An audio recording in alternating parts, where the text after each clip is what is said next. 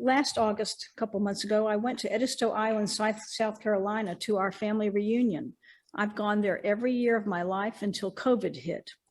Now it's been 2 years, and I sorely needed familiarity. I had become so sad at the prospect of my church building, this one, disappearing, and I was feeling a great inability to deal with more change. Losing my husband, isolation of COVID, and now my precious church, just too much change. When I arrived at the house on Edisto, I didn't find the comfort I expected at first. Eventually, I did find joy in seeing my family. But when I left Virginia, I was thinking about this new loss I would be facing in 2022, which I'm glad is going to be extended a little bit. I just wanted something to be the same somewhere, some kind of familiarity, and I was headed for Edisto for that reason. And now, as I looked across the inlet and the reeds once I arrived at our house, I saw the Atlantic Ocean with its waves crashing on the beach. But that wasn't what I was supposed to see. The ocean was supposed to be hidden and far off. I knew it was there all my life, but it was far enough, safely far away, that we would never have to see it or worry about it taking our land over. Now, I remember when I was about 5, my grandmother took me on a walk around the island to that very beach. It was a long way around. And we passed by the reeds and we were wading in the mild surf. I said, "What's that?" I asked her. I saw something odd just near my feet. "Stairs," she said. "Stairs? What are stairs doing in the water, Grandma?" She said, "That is all that's left of the houses that once stood along this beach." "What happened?" She said, "Hurricanes." "I don't understand, Grandma." I was 5 and I really didn't understand much of anything. As we continued our stroll, she said, "There is a time and a season for everything under heaven, a time for endings and a time for beginnings." 2 weeks later, on my drive back to Virginia from the beach, I heard on the radio the song "Turn, Turn, Turn" by the Byrds, an oldie goldie. It was beautiful.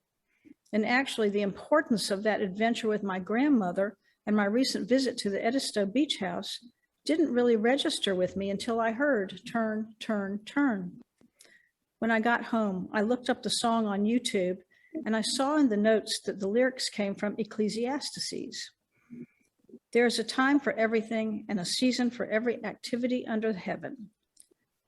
All these memories, all these places and songs converged, and altogether they dislodged my sadness at all those losses and made me kind of excited because I remembered I was a case in point. I came here 3 years ago after my husband died, and though I still grieve that loss every day, I could never have expected to find the level of happiness that I have never had before. I know I'll still grieve for this church building, its unpredictable elevator, the temperature being kind of nasty and about air conditioning. But now I see what amazing opportunity we have ahead of us. We will be stripped down to our basics, just us, the people. And we will have that rare opportunity of rebuilding from there. Now, I think our church is amazing, and I personally am not desiring any change in how we do things. But when I think about the charge that Pastor gives us each Sunday, who are we and what do we do? It reminds me that Jesus didn't just give his 12 disciples all love and light and say, "Go on, enjoy." They were to go out and spread that love and light. And that is our challenge as Christians today, to move beyond our own comfort in order to bring comfort to others as well. Now, I recently learned how this congregation tried many ways of reaching out over the years. Weekday services for business people in our area, community picnic at the park. Now, some were really great ideas and have had success in other parishes. And I gathered that all that effort here, however, did not seem to grow the congregation very much. That had to feel discouraging.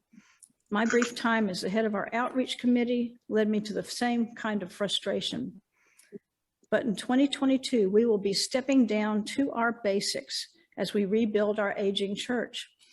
Perhaps we can move beyond our expectations and discover together just who are those people in our community who do not attend a church, and why do they not attend? And I believe our biggest audience is a growing group of people now referred to as the nuns. Not Catholic nuns, nuns, N-O-N-E-S.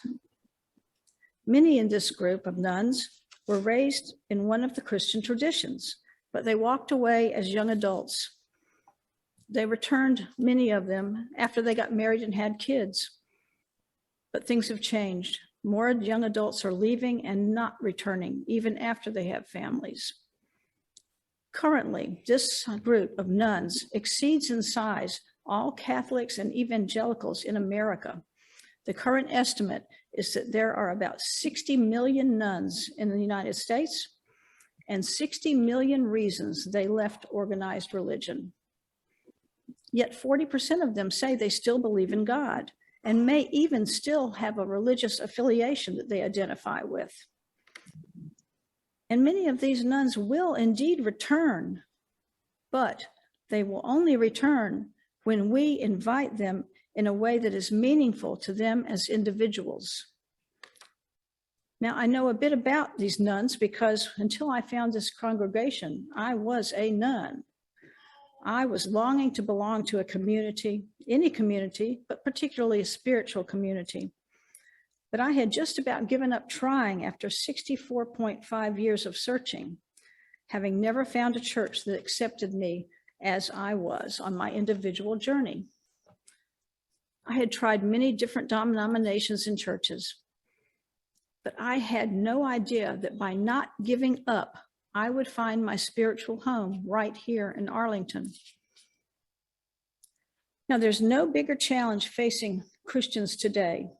Churches are trying many approaches just as this congregation has. And when it doesn't work, it's easy to give up trying.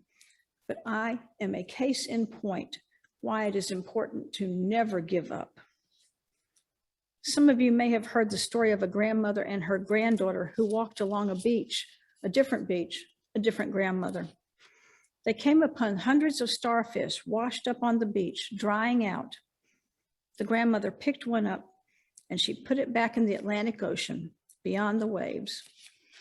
The child called out to her grandmother, "Grandma, don't bother. There are so many, it's not going to make a difference." The grandmother stopped, pointed at the water where she had just put the starfish. "It will make a difference to that one." I am that starfish.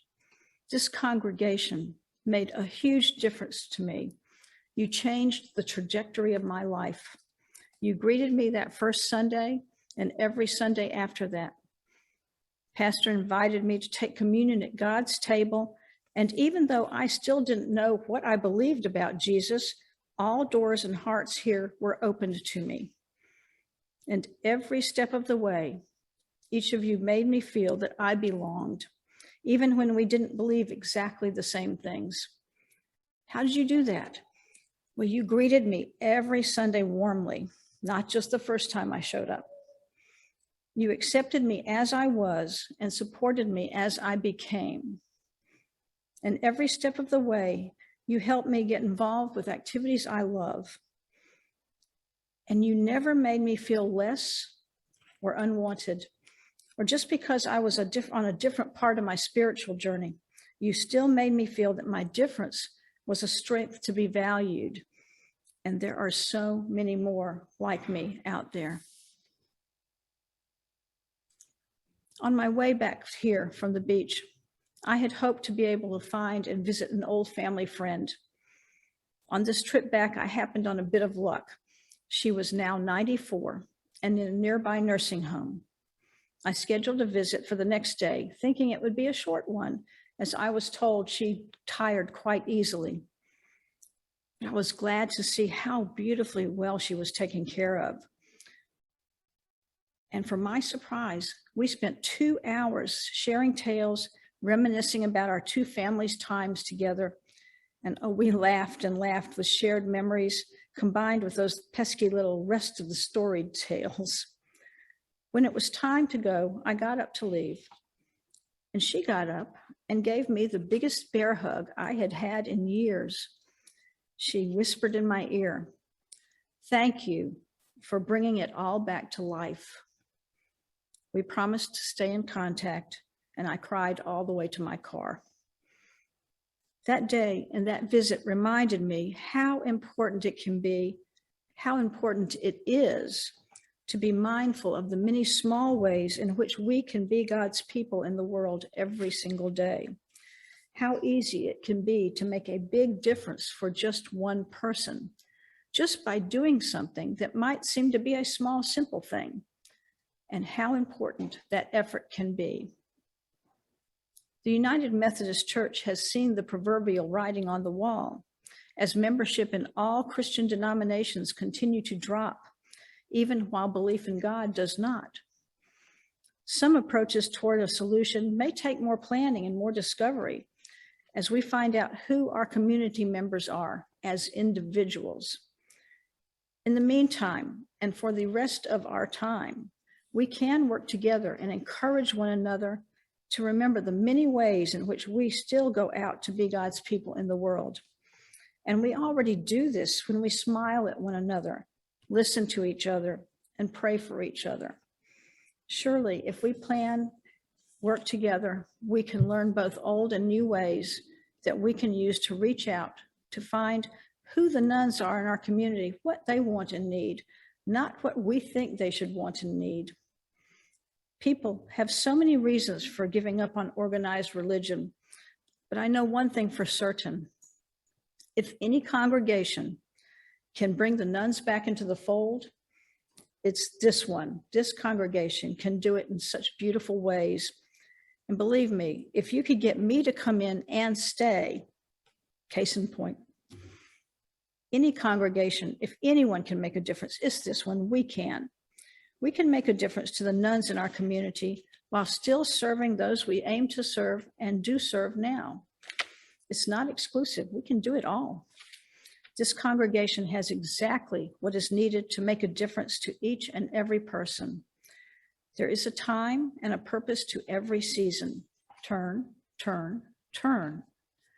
And that means to me that we keep beginning and keep starting over as we try new ways, and we never stop trying.